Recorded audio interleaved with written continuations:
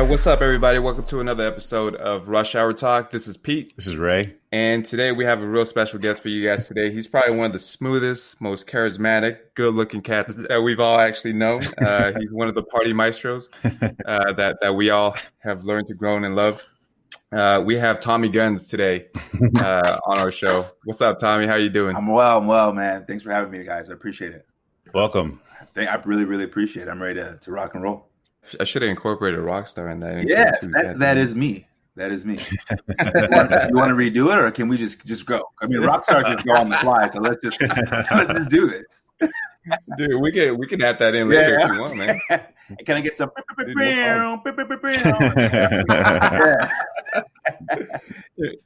So my perception of Tommy is like he's one of the coolest party maestros, smoothest cats that I've ever seen in my life, and we're just watching him how he operates. Not even with, I'm talking about females, but just with people in general, right? I'm all like, God damn, this guy. Yeah. God damn. But I do know that Ray has met you before. Before that through mutual friends, right, Ray? Yeah. So how did you meet? I don't remember. I don't remember exactly how we met. I know we met through Roger. Kat was Roger's friend, but I don't know exactly the meeting point where it's like, hey, I'm Ray. Hey, I'm Tommy. Yeah. I don't remember that at all. I just know that it was pretty easy to get along with you. Oh, oops. Pretty easy to get along.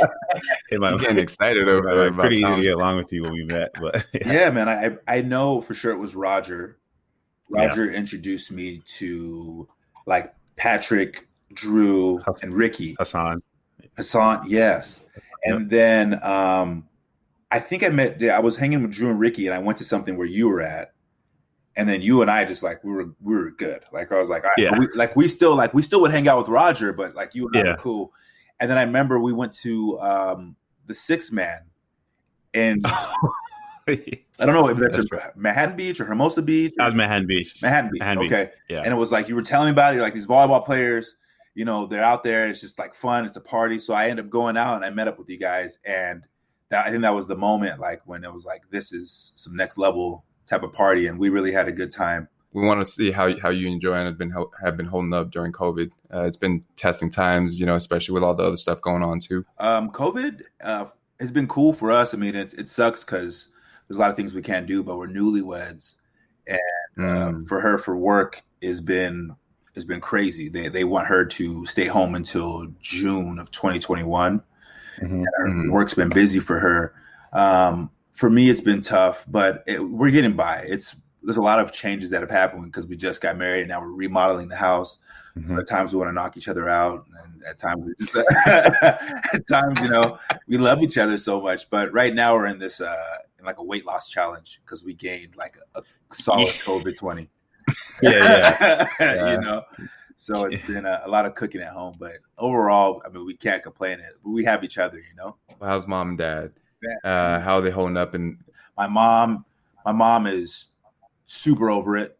She does not care. She wears her mask and she uses her hand sanitizer and she does all that stuff, but she's so over COVID. I think my mom likes to hug, and she really misses you know, not being able to see us, not being able to hug us. But she's gotten real good at FaceTime. That WhatsApp FaceTime is no joke. She's good. And, Pops is good too. He's going through it too. Same, man. But everybody's doing pretty well. We're living. Tell us a little bit about where you and your family are from. So, first generation. My parents are, you know, from Nigeria and came here for education.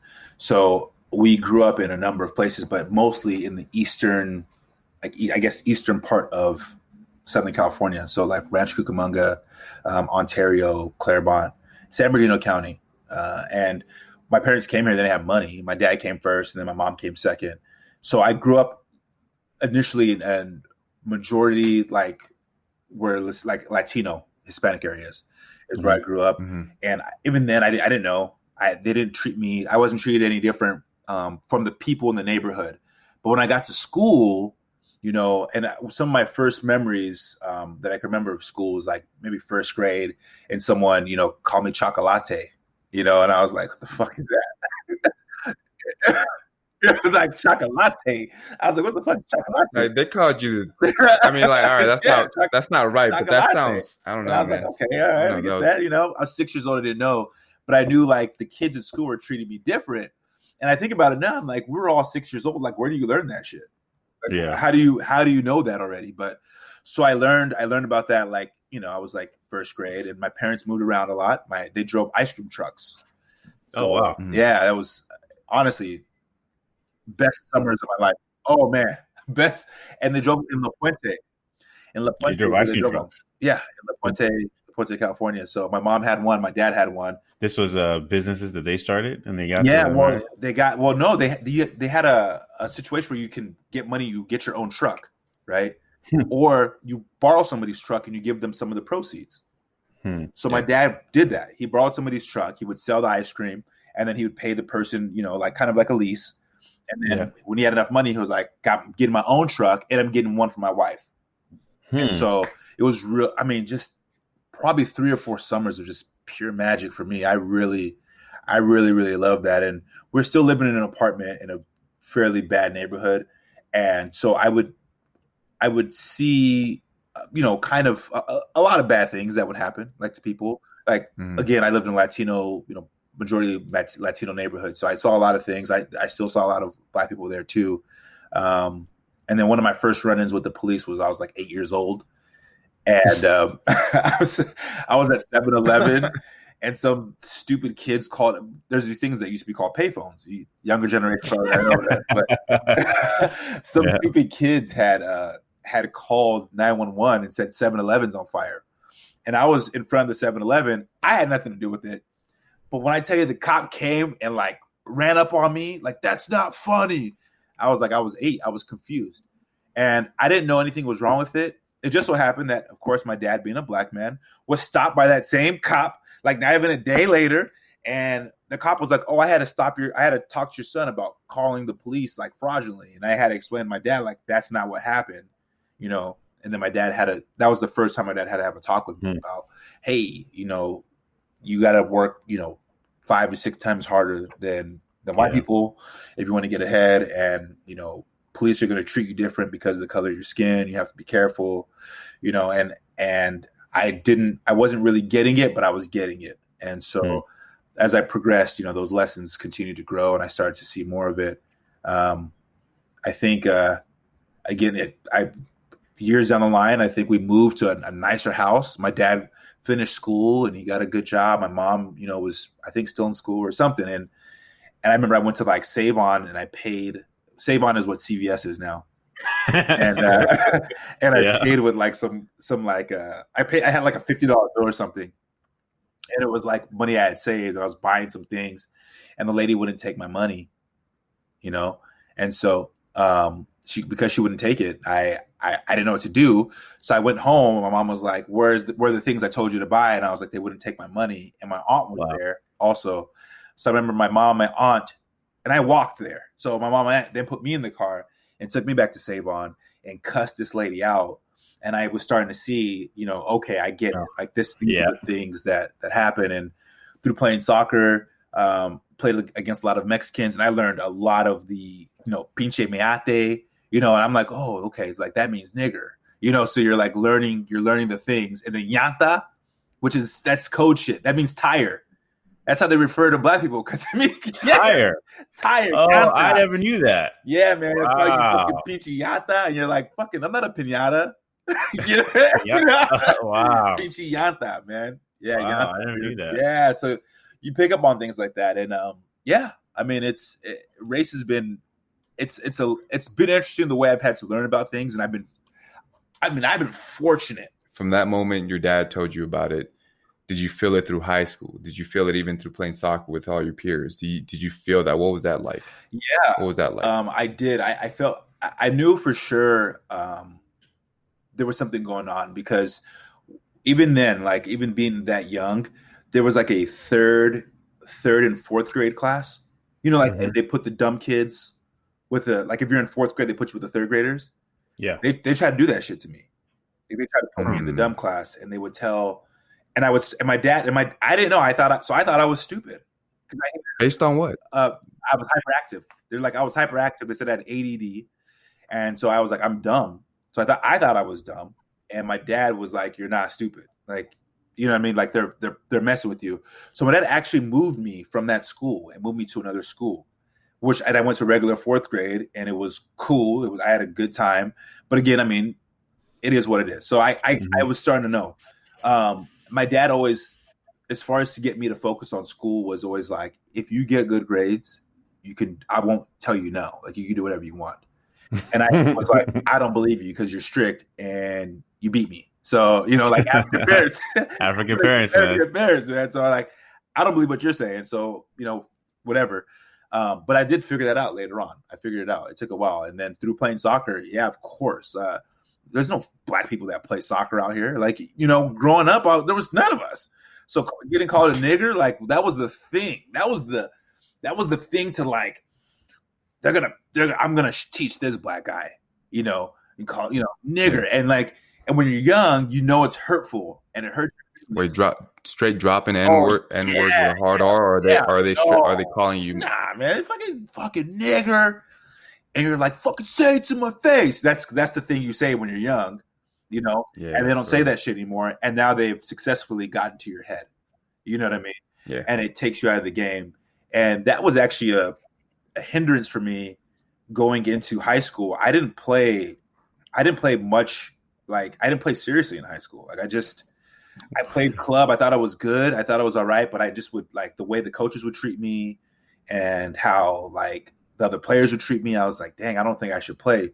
So the only reason I played soccer in high school, no joke, is that I had like PE, and they wanted me to run. Like, in high school, you have like athletics, right? Like, you play a sport, you don't have to do PE. I didn't have that. So I had to go do PE. And it was like second period, it was cold, and they're like, you need to go run this thing. And I was like, fuck this, man. I was like, how do I get out of this? And I was like, okay, I'm going to tell them I'm going to go play soccer. So I tried out for the soccer team, and freshman year, I was 4'11". I was very short. And I tried out for the soccer team, and I made the team. I never took it seriously. I was just like the class clown of soccer. Like, I just wasn't taking it serious. And it was because I was afraid, like, if I was good, these kids are going to call me nigger. And, like, they're going to treat me like shit. If I take somebody else's position, they won't be friends with me. And so I didn't do it. Like, I didn't like, it wasn't something I took seriously. And I want to say maybe like junior year, I don't know what happened. I think I just got more confident, and I had a better group of friends, and I just started, I didn't take it seriously, but I just started playing, and then I started getting attention, and that worked. And so I got attention from some other schools, and some places were like, hey, you want to come play here? You want to come play here? And I was like, this has got to be a joke. I'm like, I'm not even that good. You know what? Hold up. You a humble dude. Let's let it be known. Who gave you offers, bro? Dude, no. Dude, yeah. Okay, I will tell you. I got offers from UC Riverside and Cal State San Bernardino, and there's one other school I won't mention, but yes, I got. Actually, no, I didn't get an offer from them. I didn't get an offer. They told me pretty much if I came, I would redshirt, right? Yeah, I had redshirt. So I was like, cool, and I didn't. But they engaged you though. Yeah, they did, and they had I was not even that good. Like, to me, I was like, I wasn't even that good. And like, when I got older, you're good enough for that. When I got older, I was like, oh shit, I was good. Yeah. I realized it. Like, you get out of college and you start playing like rec ball, and I'm like, oh, I get it now. Yeah. Oh, I get it now. Like, I'm a beast. I'm a beast at this. Like, I understand it. I understand the game. The way I see the field is different. Like, I get it. And my dad was like a beast too. He played professional in Nigeria before he came over. Who? My dad. Oh yeah. See? Yeah. So what? I mean, what was it about America that made your parents want to even come? You know what? I think everybody has that American dream. Like, they want to get there. They can make the dream. I can make millions in America, or I can provide for my family. My dad's situation was totally different. My dad was like an activist, and the Nigerian government wasn't doing nice things at that time. And my dad was standing up about it. And they were like, look, man. And my dad's super smart. They're like, you can get the fuck up out of here. You can go to jail. And he was like, cool, I'll see you later. and he laughed. And he tried to marry. So he knew my mom before then. He tried to marry my mom. And my mom was like, no, thank you. Like, if I want to go to America, I'll go there myself. My dad's plan was to come here, do some good things, and then take what he learned back to Nigeria. And I mean, no joke, my dad still has like one foot in Nigeria. Like he still does business there. That's always going to be his home, and he's always going to want to do things in Nigeria. But that was him. And my mom she likes America. You know what I'm saying? I mean, she goes back. Nigeria's home for her, but she's not planning on living there. You know, it worked out. It worked out for the most part. Yes, I mean. Absolutely. I thought it was interesting that you intentionally held your talents back, essentially to survive. I feel like I don't know if it's particular or there's a nexus with that in the Black experience. I know for me that's what it was, and I know even now today I do that shit. Like even through law school, you know, I took the bar with a bunch of kids who still haven't passed the bar. You know what I mean? and that's a tough ass test. But when they say, "How do you do it?" I'm like, shit, I got lucky. Like, nah, I worked really fucking hard. Oh, wow. That's your response? That's your response? I got lucky? Today. Still to today. To right now, I'm like, I got lucky. And that's how it is. How'd you pass that test? Man, I don't know. The guys were with me on that one. I was guessing. Because if you let them know that you're working hard and you're working hard while they're sleeping, you're now a threat. You know, and I'm not trying to make it any waves. I have to just, for me, it's like I have to just get by. Now I'm in a position where I'm like, fuck you, I'm good. Like, I'm good. Oh, yeah. Like, do you want to do, like, I'm good. Like, I'm good at what I do. I'm good. I work hard at it, you know? And I'm very, I think one of my strengths are getting advice, like listening to people. If someone is better than me at something, I'm like, what did you do? Yeah. And I'm going to take it and learn, like, okay, maybe that works for me. I work with, and I'll be honest, where I work at, I have charisma, yes. And I'm very good with people. But as far as like knowing the law and like legal strategies, I work with people who are far better and who would just smash on me, you know? But I have also things that they don't have. So when I speak to them, I'm like, what is it that you do? You have to be willing to be like, oh yes, I'm not good at this part. So what can I do here? Now I'm in a position to do that. But prior, when you're still trying to make it, you gotta kind of just be under the radar. And it sucks, man. And I think it also comes from a fear of like not wanting to like disappoint people or be let down. Yeah. You know what I mean? Like, so if nobody knows you're working really hard for something and you fail, then nobody feels bad for you when you fail. Or nobody knows that you failed. Exactly. Yeah.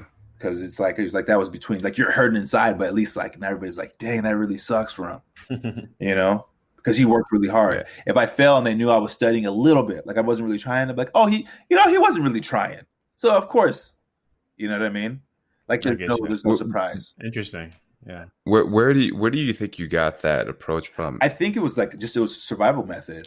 Like I'm telling you the difference between myself in high school from like my freshman and sophomore years to like my junior and senior years is different. I was voted funniest, and I was an A as B. Freshman and sophomore year, I was like quiet. I didn't make any problems. I didn't want to fight anybody. I didn't want nothing. And like my parents moving me like around didn't help either because I didn't know anybody. So I just tried to fly under the radar. And it was my buddy Vic Reeves, who was in my wedding. That I love that guy, but he was like one of the first people I was able to like kind of be myself in front of. And he was like, and like he accepted me, and I was like, yeah, he's a black man, you know. But like he accepted me, and I was like, this is amazing. And then he introduced me to a couple of his friends who I ended up being friends with, and we ended up just being like a real good group of friends that we could just be ourselves with. And like, you know, and they also played basketball, and like my buddy Johnny played football. Like I knew people, but it was like you got to just be real chill. And so I don't know. It just seemed like something that's always worked, especially in situations where like you're in uncharted waters, is to kind of sit back and see what's going to happen. Well, what were you trying to avoid?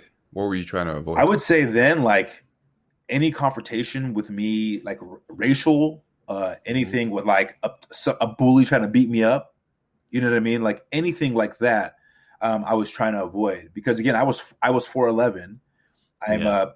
I was called, like, even growing up in junior high, like growing up and having people who aren't, let's say not white people, but let's say black people, like African Americans, you know, they make fun of me because my name is Odu Tomiwa, you know, and I'm African booty scratcher. You know what I mean? Like that's me. Or retarded African dog, burnt Ewok.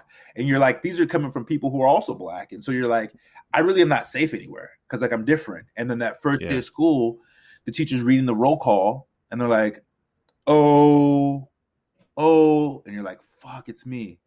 You know, that's my name. And you're like, that's me, President. Just call me Tommy.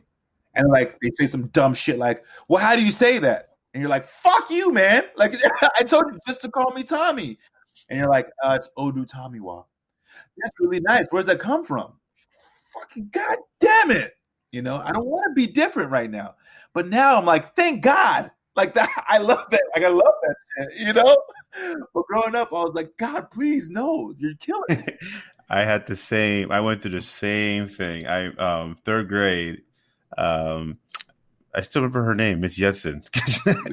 she set me up to get teased.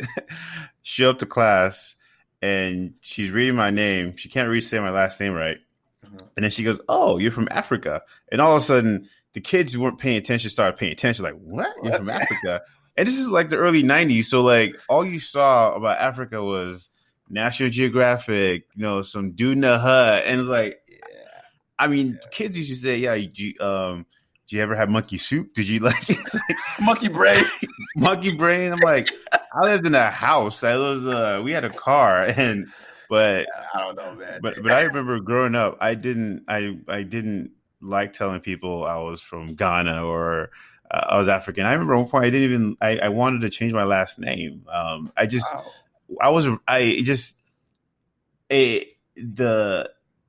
The media I was consuming and just I just didn't feel good to be black, and that's what was projected to me. It was like, you know, oh, you're black, you're dirty. I remember going to my my friend's house and some little kid. I know that kid doesn't didn't know what they were saying, but the kid was like, "Oh, you're dirty." I'm like, "What?"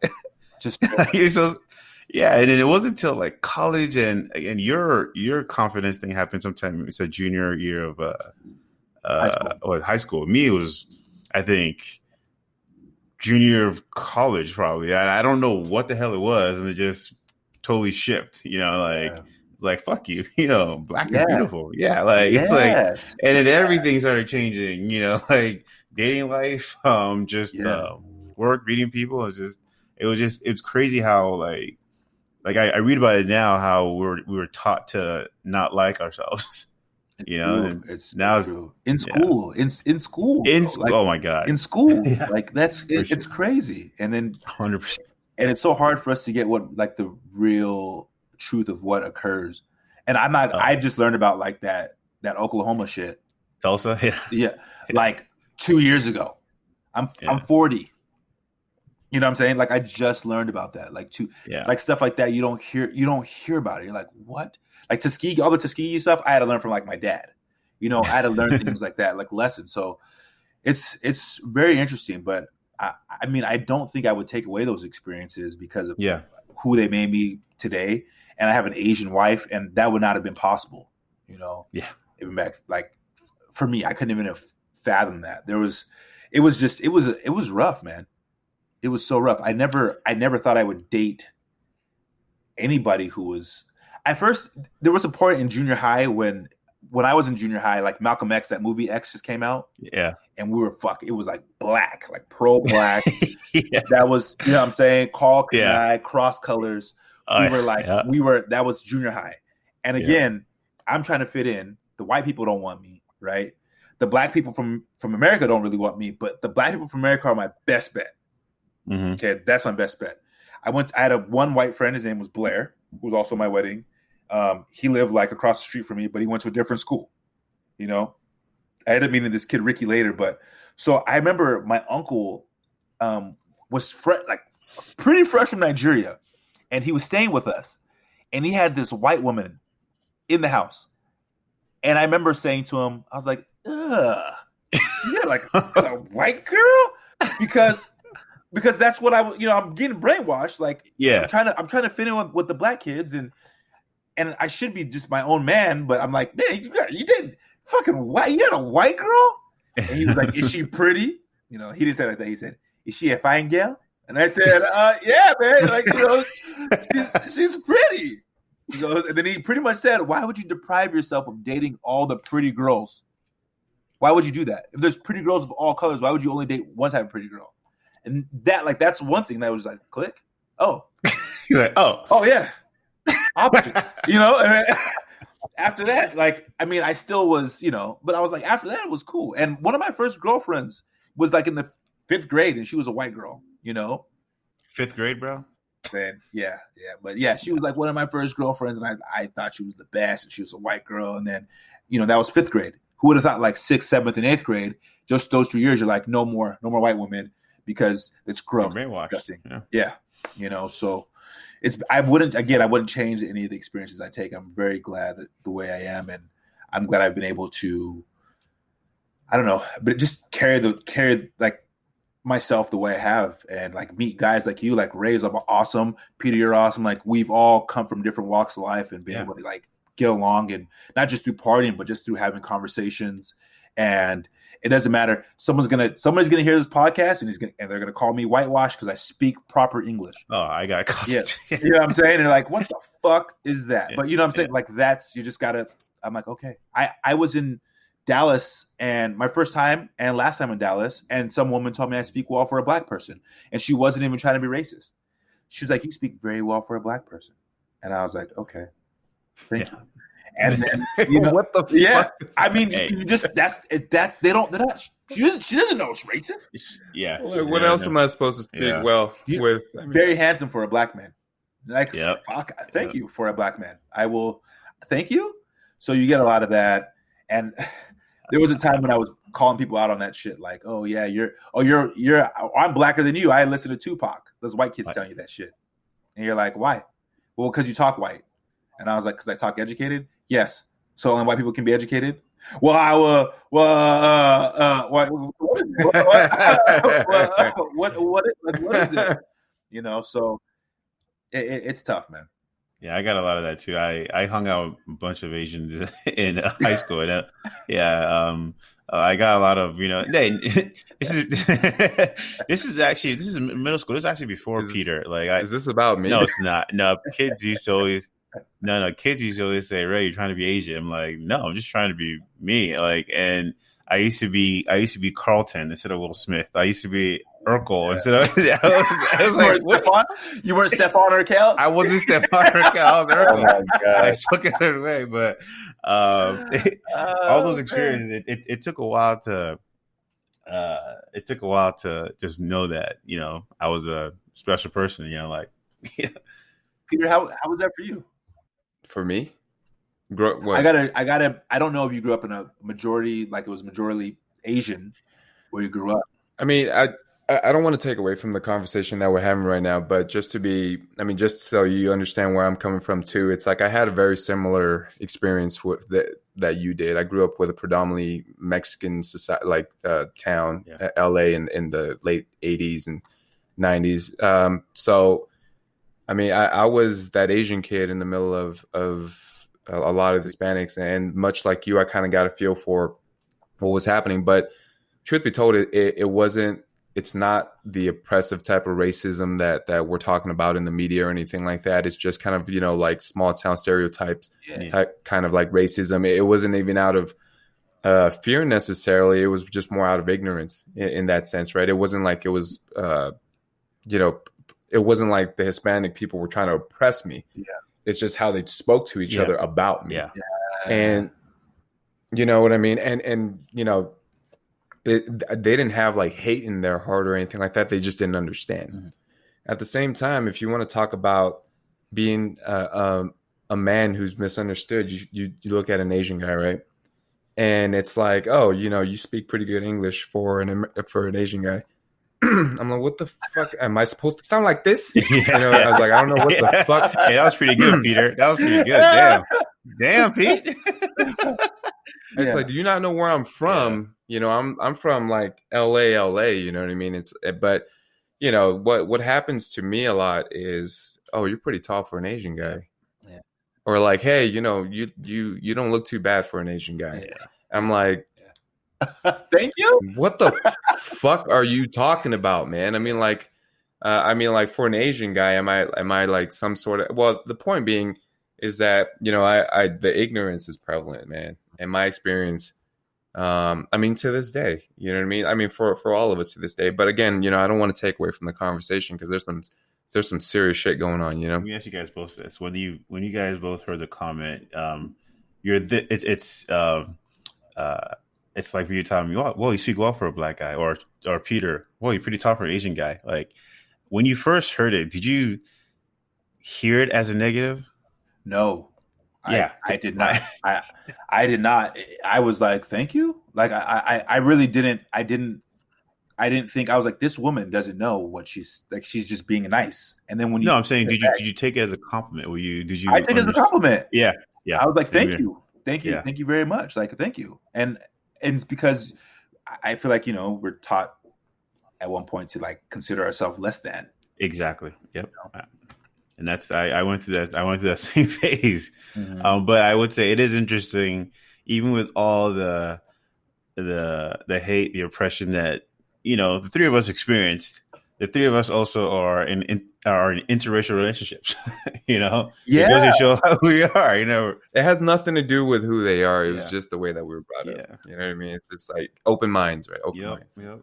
I mean, can you and Ray both share a little bit about what's been like, not just being a black guy in America, but like a black immigrant where you guys don't really fit in either or? Let me say this: I would be remiss if I didn't mention the fact that Africans didn't like African Americans. Like, when I was coming to America, such a great movie. No, when I was coming to America, I was being specifically told not to hang around with I don't hang out with black people. That's what I was told, and I didn't really understand why. And it wasn't until recently that I realized that Africans were also conditioned to not like each other and not like black people. Like, the media that we consumed was, the thug black guy, always committing a crime. Anytime you saw a movie, you didn't see a movie where there was a black judge or a black lawyer. You only saw the black guy who was the criminal, and that's all we saw. And you get conditioned to think, oh yeah, those guys are bad. And it's like, we're all the same people, and then you start believing it. Yeah. So I think it's like, I don't know if you guys remember after the fight in the Pistons versus the Indiana. Remember that huge fight with Ron Artest? Yeah. Remember how the NBA the Malice in the Palace. How the NBA banned all hip hop or streetwear? Yep. And it's so fucked up because now that I think back to it, like, that image of wearing, baggy clothes and gold chains, like, why do we all of a sudden, even us as Tom, you and I as black, why do we all of a sudden say that is a bad person?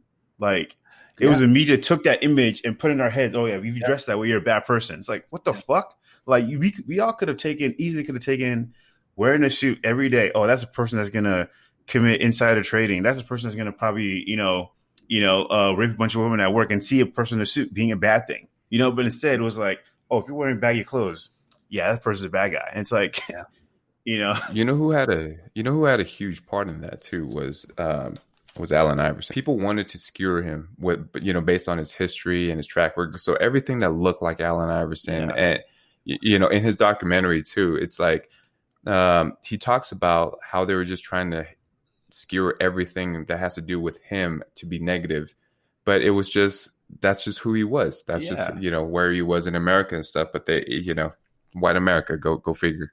TikTok had these women, right? I'm not going to call them girls because I don't know their ages, but they had these women that be on there and they would be doing dance moves, and I would see the moves happening like from Instagram at first, from black people, right? And I see black people doing the moves, and then I would see the TikTok girls, these white women, take the black people moves, and I would see them getting paid, like paid.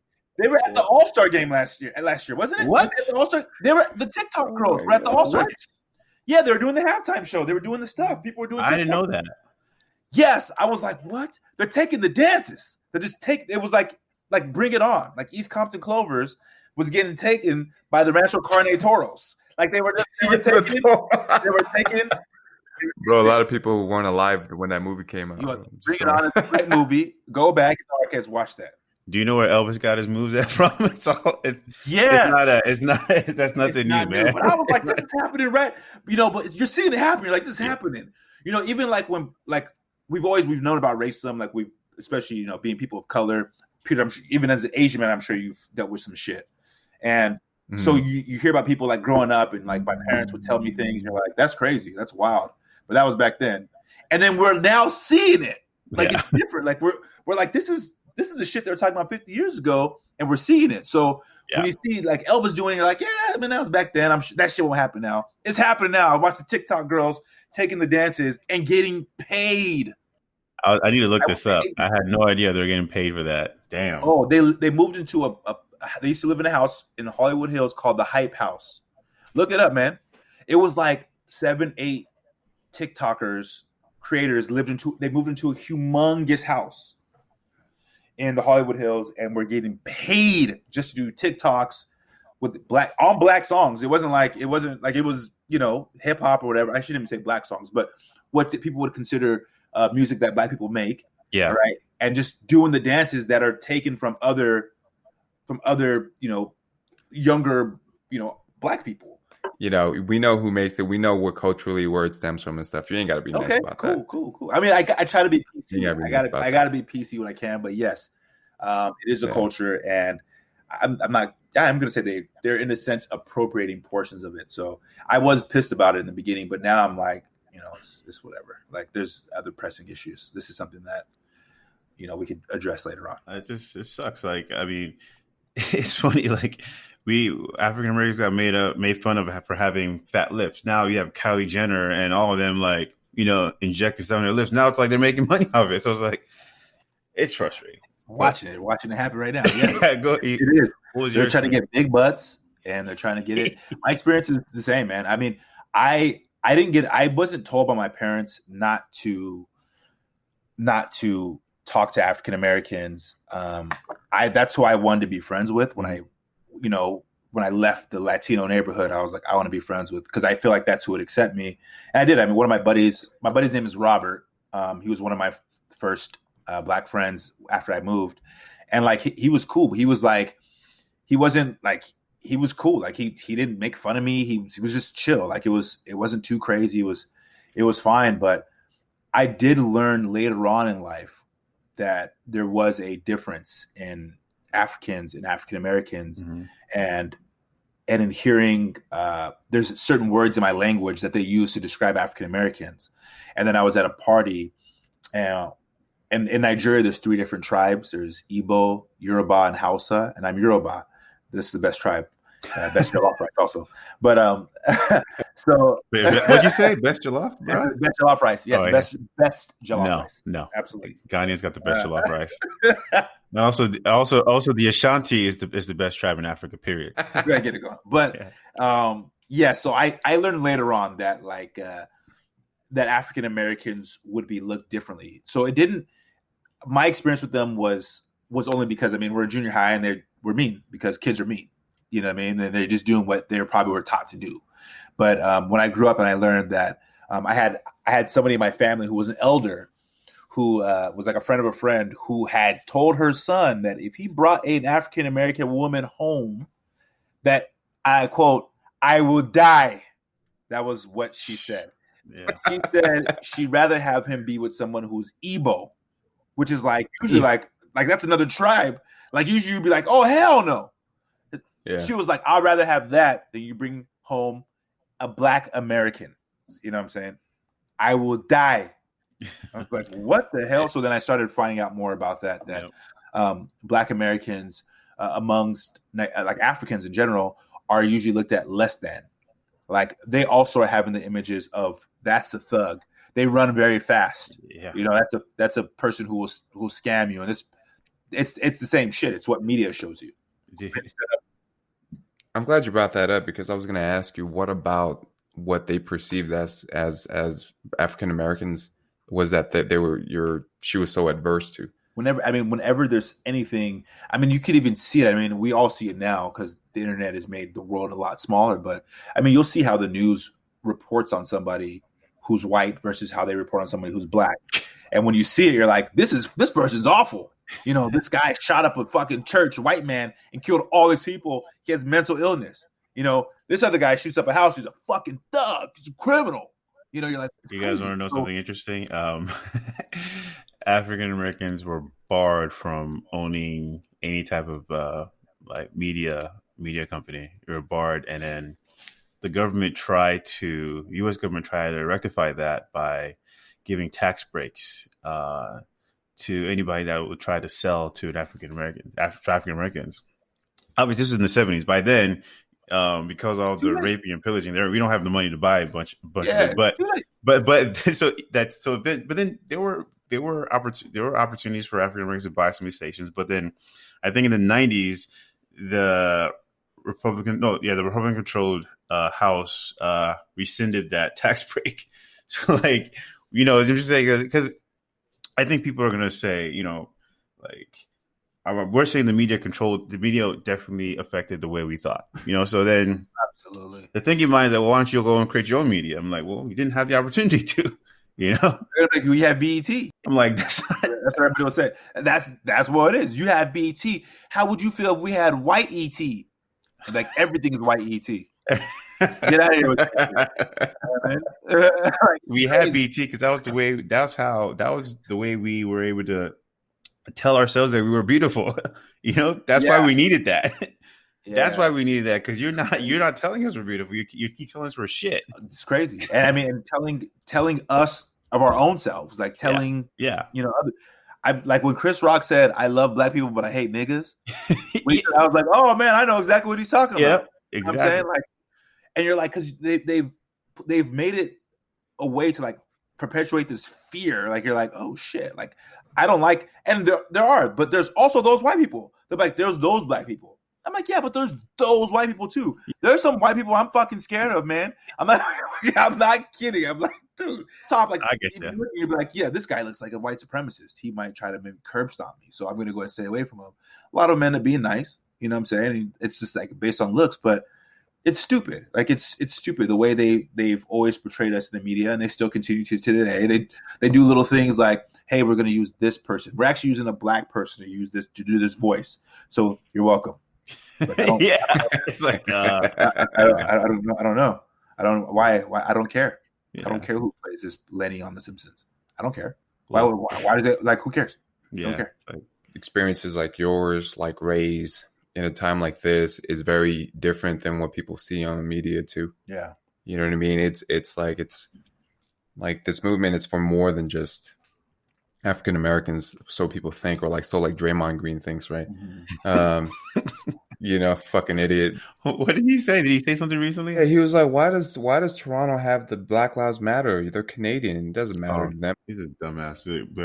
But anyway, that shit, I mean, like, the whole point was to offset shit like that. Yeah. I was actually upset with Jonathan Isaac or Orlando Magic.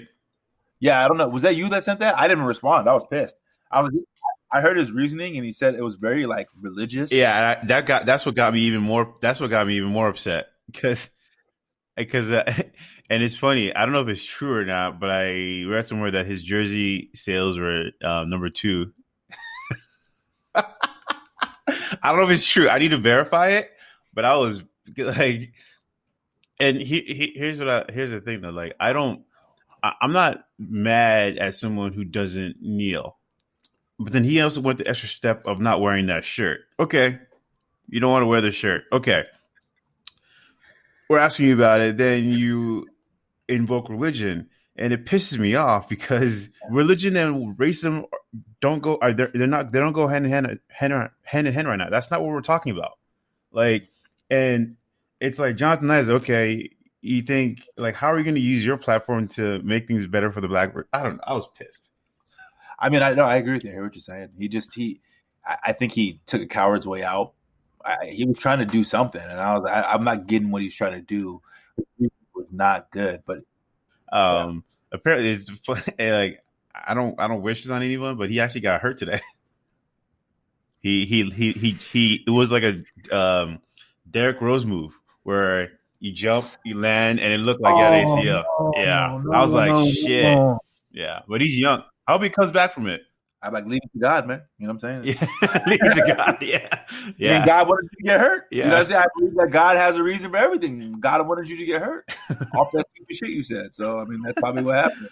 Yeah. Like it's so crazy, but that sucks. That really sucks. It's crazy that his jersey sales. If his jersey sales really went up, that's but it was crazy. Like I'm not gonna put on the a bunch of white people bought it or what? absolutely.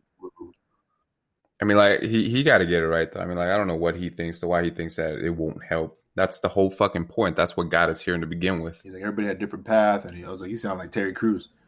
But okay. But the other thing that pisses me off too, it's like when people always like invoke the military.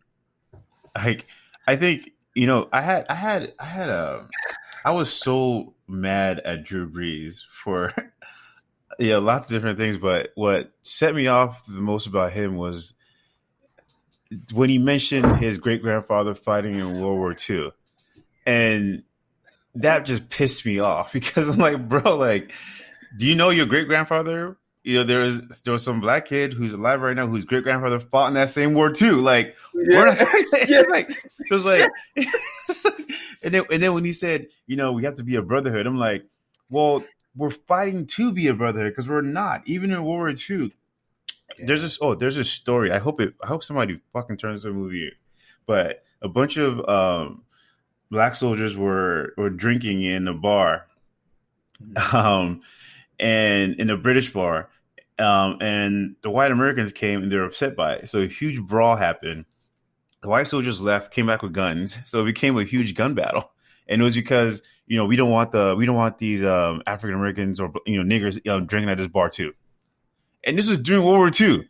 We were fighting against each other, like holy shit. So it's like you want us to stand for this flag that represents freedom, but yet I don't feel free here. That's the whole point. I'm telling you, I don't feel free. Like, but you're not listening to me. I'm not afforded the same rights as you. That's why I'm kneeling. But yet, you got to stand for freedom. 100%. Like they don't get it, and they'll answer with some shit like, "Well, then go back to where you came from." I'm like, "Bitch, you go back to where you came from." Yeah, exactly. You know what I'm saying? Like, it's crazy. It's such a tough battle, and just seeing it from the perspective I've seen it in now, in the work I do, I'm like, this is crazy. Like where I was working before, it was crazy. Like it was crazy. Let's be real. Like it wasn't easy. It wasn't a cakewalk for you to get here. And from what it sounds like, you had to compromise a lot to even make sure you fit in wherever the hell here is. Yeah. Why did you first want to study law? I mean, I'll just be out straight up. So African culture, you got to be a doctor, lawyer, engineer. That's just what it is, especially in Nigeria. Because of that, I didn't want to be any of those things because they were trying to tell me to do it. But growing up, I was like, you know what? I might want to be a pediatrician. So I took my first degree was bio. I took bio as my major in college. And I tell you, I had to take general chemistry and I couldn't pass that shit. I could not. Joules and moles, all that shit. I was like, I got a tutor. I couldn't pass it. I was like, okay, so this is not, bio was fine, but I was like, this is not for me. And so I changed my major to health administration. And I was like, I got to figure out what I want to do. And I met this guy. He probably is alive today, but he owns like hospitals. And he was talking to me about how he owned hospitals and shit. And I was like, that sounds popping. Like that's what I would do. So I'd be like the doctor's boss. And it looked like his life was good. And he had mentioned, I think it was him who mentioned that you'd want to get a law degree versus an MBA. That's what he said. Get a law degree versus an MBA. It looks better. I kept it in the back of my head. I did not like reading. Reading is, and they're like, lawyers read all the time. And I was like, I for sure am not doing that. And so I got into the mortgage business and it was popping. Like it was, I mean, being 22, 23 to like almost 30 and making money and like not having like a real job to having like a job where you make a lot of money and don't know what to do with the shit. And you're just like, I bought a motorcycle. I bought a barbecue grill. Like you buying bottles. You're spending it on girls. Like you're just doing dumb shit. And I'm thankful I had my parents. My parents made me buy a house. I was pissed. You know, like you got to buy a house. They forced me to buy. I'm so thankful now they made me do that. But just it was crazy, and the market crashed. And then I was like, let me go do law school, and I ended up liking the shit. I was like, this is really cool. What do you like about it? I felt like the first class you take is this class called torts, and torts is about like all like the civil law stuff, like about like if someone like if you trip on a sidewalk, you know who's responsible. How do you determine what's the cause, what's the proximate cause, what's the actual cause, and you're like, you start thinking about everyday life things, and then you take contracts. You're like, I do contracts all the time, so you start learning about things, and you're like, these are things that have to do with everyday life that I could apply and learn, and nobody can get one over on me. Like I now know that you can't bullshit me. Mm-hmm. I know what you're going to try to do. Like I understand it. So it ended up being fascinating to me. And I still wasn't sure it was what I was going to do, but I ended up doing it. I knew I wasn't going to run any hospitals. I was like, that's not happening. And I got a job working for like Citibank, doing like loans, like other loan stuff, and like doing some legal stuff, like post judgment documents. Like just really stuff I wasn't interested in, and I did that while I was in law school, and then I got a job lobbying. Well, let me not say lobbying. I got a job educating, as I should say. Pretty much another job. That job was I'd say the easiest job I've ever had. Also when speaking about like being a Black person and trying to schmooze and be like that guy, that job might have been one of the more degrading jobs as well. But like I didn't know it at the time, but I knew my purpose. I was there to be the token Black guy. I was, hey guys, there's Tomi. He's from Africa. I was, I'm going to the golf course to try to make deals. I'm going to road. Like I was doing the things that you need to do, and you're doing them because you want to get paid. But you're also doing them because like I know my role. I know I'm that guy.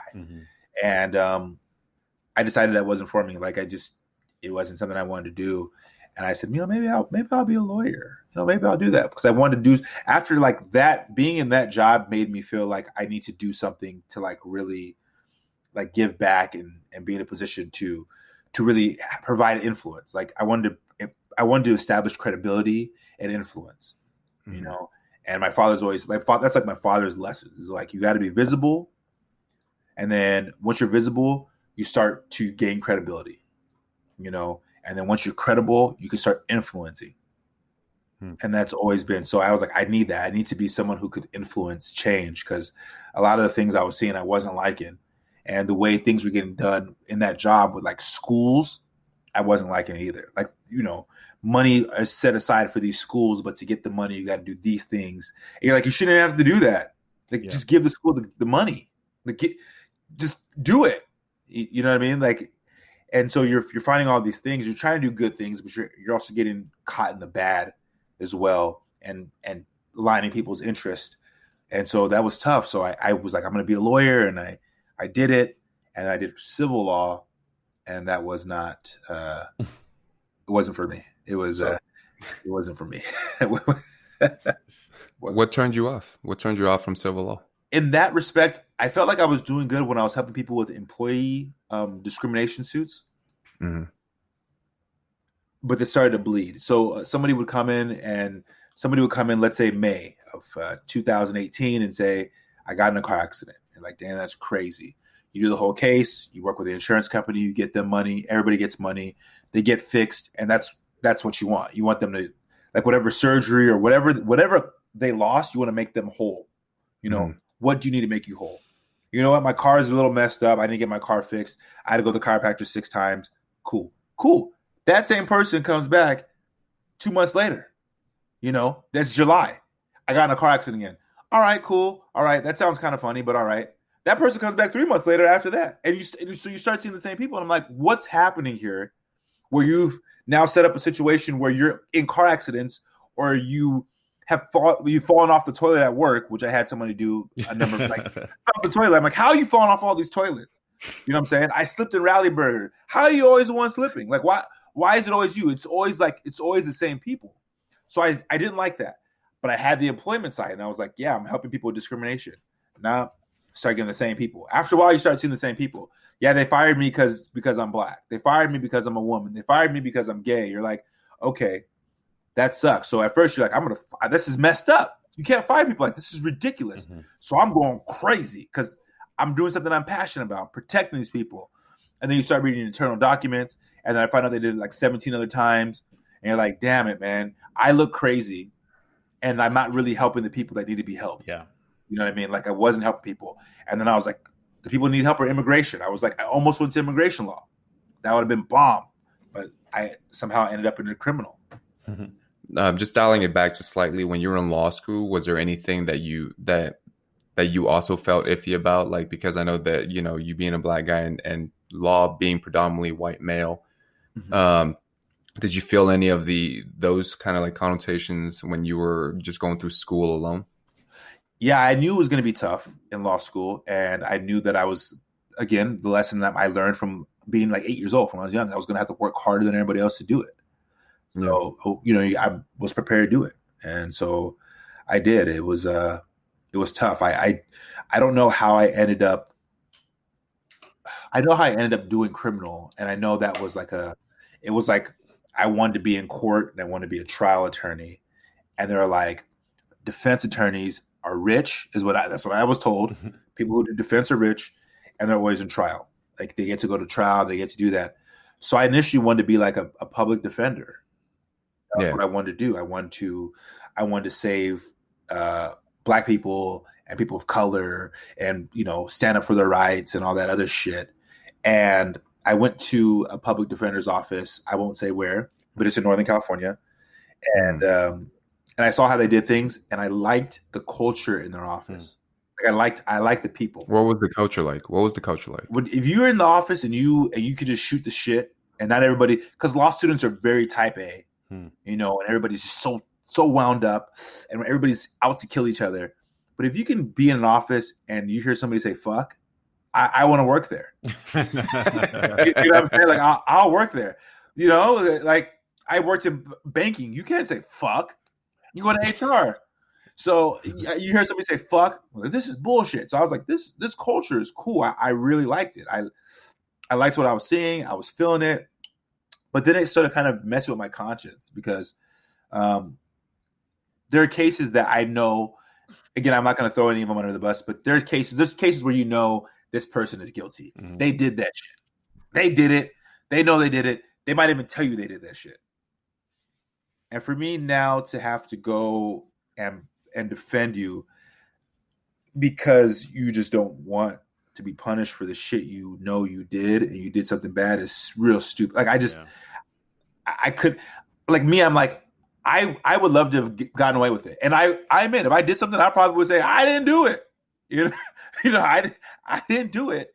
And I would, but it's just hard. Like it was hard for me. Like that was one thing. And then when I started seeing what I deemed the lack of negotiating power that there was, it didn't make me happy. I felt like I was seeing people who,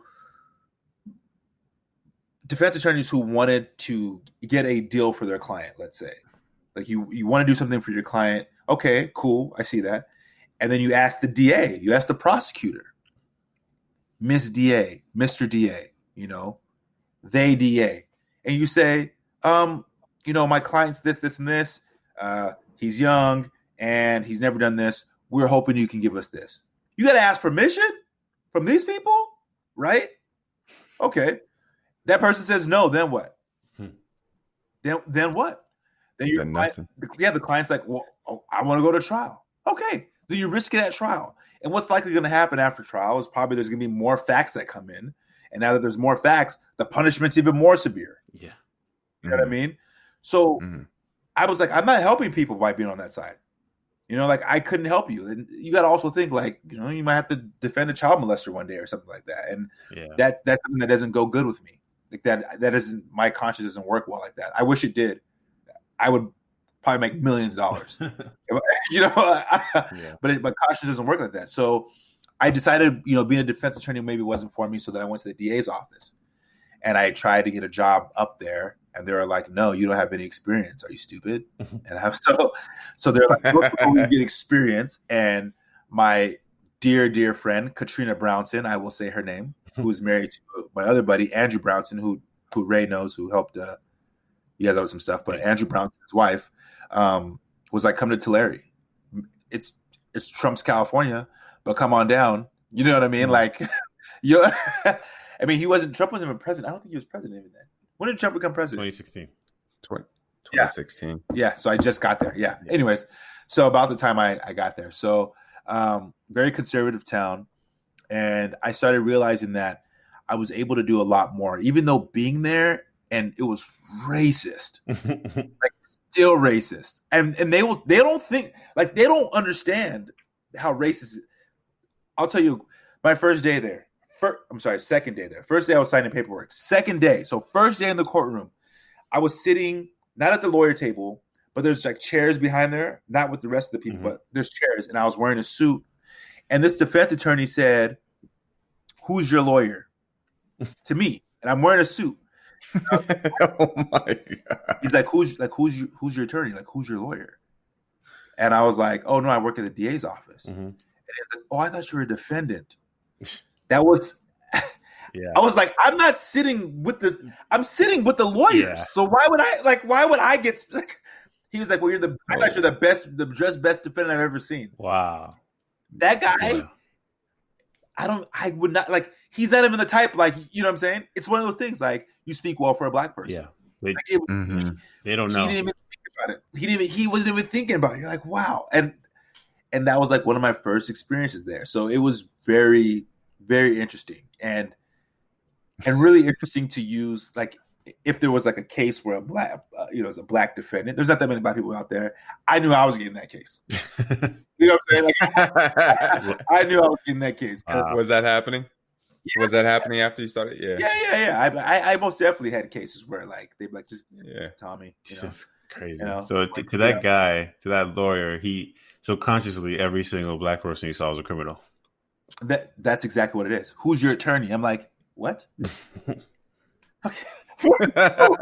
Myself. I'm sitting here, like, I'm not sitting with the people. I'm sitting with the lawyers. What do you think this is? It was so wild. It was so wild. But I mean, I'm not going to disparage him or anything. But and I think now I'm in a position, not even because I'm not doing big cases, but it's totally different. I actually have.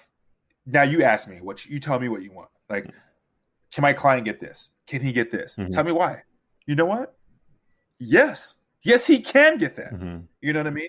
Yes, he can get that, and I feel good about what I do. Like, I can go home and sleep. I'm not the type of prosecutor that would punish somebody who, just for enjoyment or just wanted to, like, get my stats up.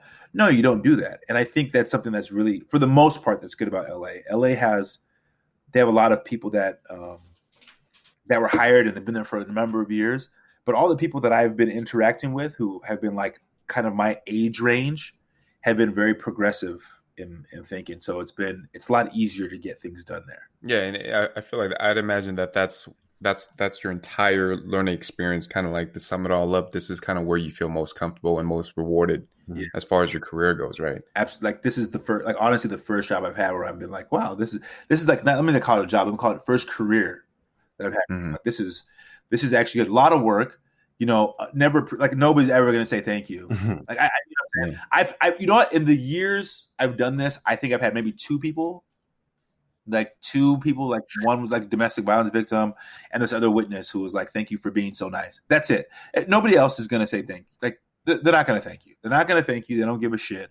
They either hate you for making them come to court to testify, even though this person robbed them, or they hate you because, their husband beat them. And you're making them testify against their husband. You're destroying their family, and you're like, I just don't want him to kill you. You know what I mean? I got to make sure that, like, he knows that he can't do this to you because I don't want you to die. They don't see that shit. So it's not a job where you get accolades or anything like that. We don't get paid lots of money. It's just a job you do, and you got to really enjoy doing it to do it. It's a great So, job. so no praises is what I'm hearing, right? I'm hearing like you don't get any praises, but like, let's say that there was another, a black guy or a person of color and stuff. Have you ever, I'm assuming that you've gotten a lot of heat from people like that. Oh, saying, what are you doing on that side of the law? it's hard when all this stuff happened with like George Floyd and Breonna Taylor, and everybody started. First of all, I knew, because of my position in the DA's office, being a prosecutor, I don't think I'm allowed. I don't know for sure, but I wouldn't mix that. I wouldn't mix going out to protest with my job. But I do know that, and I have a lot of friends that are black prosecutors. Like, I have a lot of black prosecutor friends. We have a whole group, and they're amazing. There's black prosecutors in like Santa Clara. Like, I got some great. There's a lot of us, and there was a time when people would ask, like, wait, what do you do? And I'm like, oh shit, I don't. Before, I was so proud, like, yeah, I'm a prosecutor. I work at the DA's office. I'm an attorney. Like, but now you're like, wow, we have such a bad rap, and the problem is, I can't say it's not warranted. I can't say you're wrong for feeling that way, because I can't say that. There's a lot of bad rap, and there's a lot of things that have come out at some places where some prosecutors, I guess, have done bad things. Obviously, like, you can't say all black people steal and all black. You can't generalize everybody. You know what I mean? You can't do it. So you can't generalize all prosecutors. Same with, I guess, we can't generalize all cops, but that's also another situation. That's just very tough to speak on. So the way I look at it is, it's been hard, but I need to be here to make sure that people that look like me and speak like me are treated fairly. I need to be here to make sure that people who are victims of crime, because they always say, like, do you know that victims are also black? Like, you know what I'm saying? Like crime happens to black people also, not gang crime. Like, somebody will break into a black person's house. Someone will rob a black person. So it's good that you have people that look like me who also speak to this victim. And they know that they have somebody who's here for them, versus someone who doesn't look like me, who they may feel might not have their best interest. So even though it is thankless, and it's at times, it's very tough to be a prosecutor who's black. I can put that to the side, because I know what I'm doing is good work for people who deserve it and people who need it for society. When we get up there, we say, Tomi Odiemi, for the people. Like, what I'm saying? Like, that's how you announce yourself. It's for the people. It's not for me. It's like we're doing this to give back, and we're trying to find ways to do that. So it's tough. It is tough, and it can get tough at times. But when you really get down to it and you remember what you're doing, it's not that bad. It's really not that bad. Is it true there's such a huge disconnect between law school and actually practicing law? Yeah, there is. I don't even think the bar exam prepares you for practicing law. Law school doesn't prepare you necessarily for how you would practice, because practice involves people and speaking with people. And so you gotta learn how to do shit like that. You gotta learn those kind of skills. And so law school is good, though, because there are sometimes, I'll tell you, some weird rule will come up, and I'm like, I remember that. I remember reading about that. And if you don't know, like, if you don't remember, you're like, oh, like, you'll miss it. You'll totally miss it. So it does prepare you somewhat, but not substantially. I think it's the best is getting out there, interning, and doing it, and you can do it. Let's say there was like another person of color, or specifically an African American thinking about pursuing law. Dude, what would you tell him or her? Yeah, that's tough. I would let them know that law is not a profession where you can expect to make lots of money. Like, don't go and think you're going to make money. It is good. You can pass the bar, and yes, I can go work at Facebook or Google or some shit and make some good money, but you might not be happy. So I would tell them to not go in thinking they're going to make money. Also, go in knowing that it's going to be very, like, tough. like not as I don't know how hard the MCAT is, but the bar exam is tough. Law school is tough, so they need to go in knowing that law school is going to be very difficult. Also, it's important to surround yourself with people who are not only like you but totally opposite from you. Mm-hmm. So I surround yourself with some conservatives who are going to make you crazy. Surround yourself with some, maybe somebody who you think is too liberal, like whatever the case. Surround yourself with women. Surround yourself with men. Surround yourself with gays, straight, anything. Mix it up. Get perspectives from those people, because the way the law works is that when you see a law, the way you interpret it may be based on your life experiences, Mm-hmm. and the way somebody else interprets it is going to be based on them. You can cheat and get all that shit. You can learn about all different angles. You can learn about it. So get a feel for it. So when you read an essay, you got to kind of feel for it. Oh, I feel like they're trying to go this way with it. And you know about that experience. You know what I mean? Versus you talking about, well, where I came from, it's this. Because the person reading your shit's not going to be coming from there, maybe. So that is very good. That's advice I'd give them. I don't say just don't do it, but that's some good advice. Yeah, I mean, it looks like so far, I mean, just from what we talked about, I mean, it's worked out for you. And I mean, but it didn't come with, no blood, sweat, and tears. I mean, that's for sure. No, a lot of work, a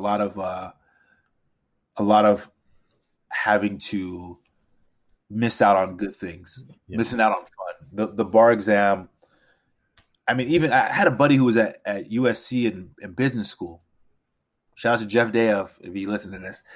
Jeff, motherfucker was drinking and playing beer pong, and I was in law school, and he was getting his MBA, and I was like, "What the fuck is going on? Like, what am I doing wrong?" So it's totally different. Like, it's totally different. We read a lot, don't have as much fun as the business school guys, but it's most definitely a lot of hard work. The bar exam is like how it was before COVID. You take that test in July, but you don't. You got to study from like February, and on. You study, and then after July, you get your results in November. So it's no fucking fun. Like there's no fun. It's that whole time. It's no fun. And when you take a day, you're like, oh, I'm going to go out 4th of July. You feel guilty. You're like, I can't believe I took a day. It's crazy. You got to do it to pass that test. You got to do it. You still face some discrimination outside of, your career, outside of your home, your neighborhood, and things like that, right? What is it that you take with you to kind of keep you steady, to remind yourself that while you're doing this, to not get discouraged because there's so much ignorance out there? Like, what is it that you keep with you? That's hard. And honestly, I think for me, it's the fact that there are people who are way worse off than me who I can help. Because I still get pulled over all the fucking time, and I get stopped by cops like all the time. You know what I mean?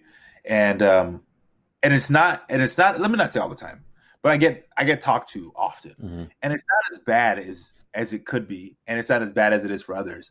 But I know there are people who are in worse off positions than me, who can do something stupid. Let's say they vandalize something. They can do something stupid, and then just had a bad day. They got in a fight with their parents or something, and they're upset, or got in a fight with their girlfriend or boyfriend. Just something stupid, and they break something, and now they have charges.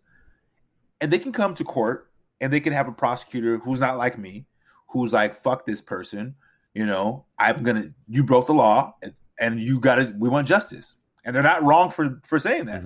Or they have someone like me who's like, you broke the law, but I'm willing to hear you out and understand you had a bad day. So I think being able to do that and separate it is important, because if I can do that, like, it helps me being able to push forward. Like, I'm able to help those people out, and I'm going to help the community in a whole by doing that. Instead of me just being pissed about some shitty fucking officer who pulled me over for no reason. And actually, I kind of wanted to ask Ray the same question too. I mean, like an accomplished and successful Black man, but what is it that keeps you going? I mean, for me, it was early on. It was not wanting to become a statistic. I didn't want to be the Black person who ended up on cops, who ended up, on TV, running from the cops, or I didn't want to, have a bunch of. I just didn't. I was afraid of that image that was that I saw on TV. I didn't want to be that.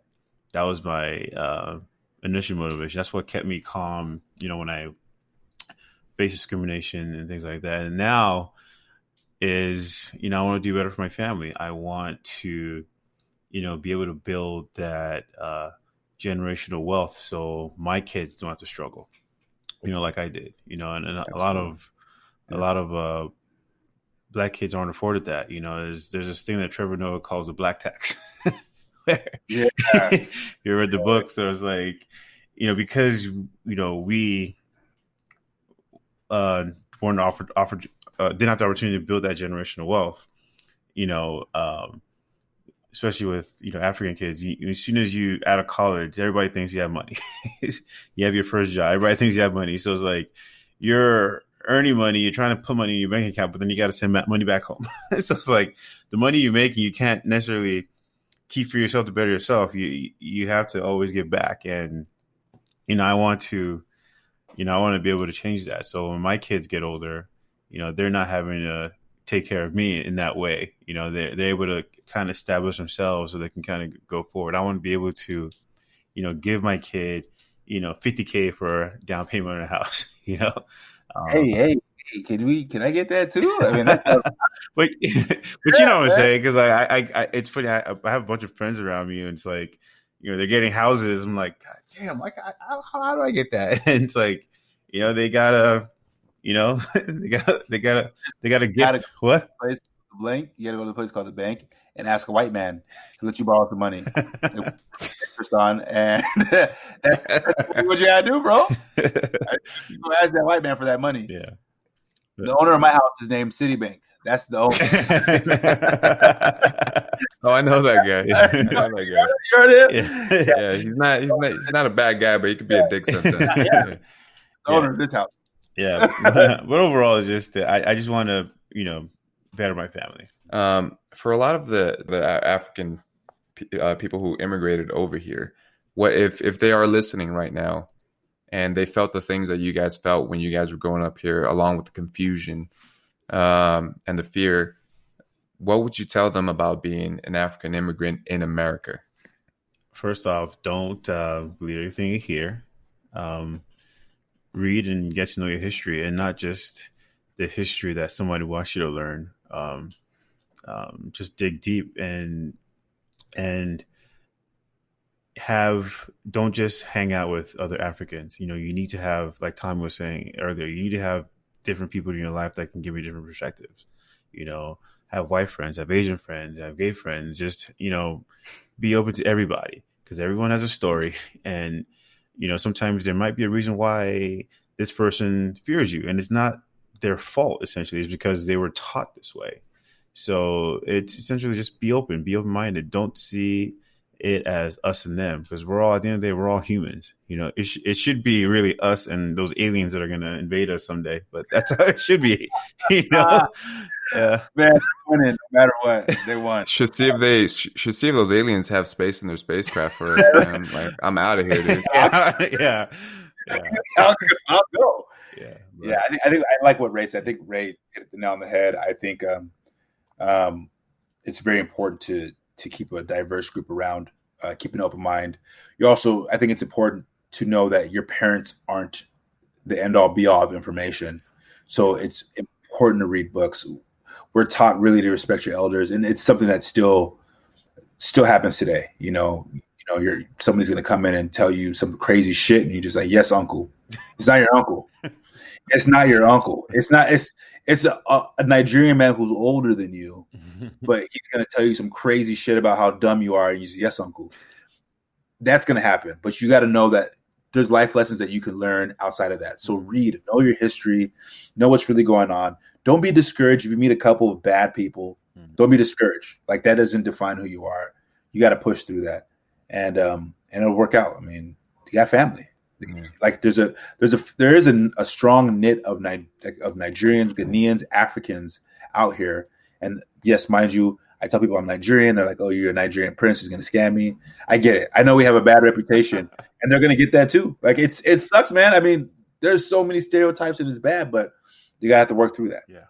Now, I think trying to see Nigerians and Africans is very smart and very studious, is what I'm seeing now. a lot of engineering companies are hiring them Mm-hmm. because we face your book, like my mom would say. Face your books. Face your Like book. that. Get that. That's some good advice. Let me just. Yeah. Face your books. My mom also used to say, put your foot in it. Yeah. Playing soccer, man. Put your foot in it. Like, give it all you got. yeah, exactly. Give it all you Exactly, you know, man. Face your got. I do. Put your foot in it. Yeah. There it is. I mean, I hope, Tomi, that you had a good time with us. And, I just want to thank you again for your insight and all the life experiences that you've shared with us today. And it's just, been a privilege and an honor to hear us directly from you guys. So thank you guys. And thanks for having me. I appreciate it, man. Until next time, we can't wait to party with you guys. I mean, just to bring it back to earth, right? It's like, oh my God, when we can see each other again. I'm fucking this shit up. Oh, man. Let's go. Oh, man. I don't even think I could go to Vegas. They're kicking me out. Out of the whole city. They're kicking. This guy has to go. They're kicking me out of it. I'm going hard. Oh, man. But thank you again. We can't wait till you come back on. And we're going to miss you till we see you again, man. Till next time, brother. Hey, same, man. I can't wait to be back.